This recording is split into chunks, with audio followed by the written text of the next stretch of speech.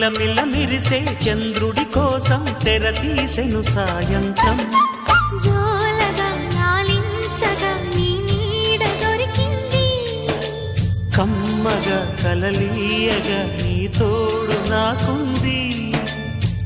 ఎదవిల్లును వంచిన వాడే నీ రాముడు అన్నది మనసే, గుడి తలుపులు తీయక ముందే వరమిచ్చెను దేవత ఎదురై.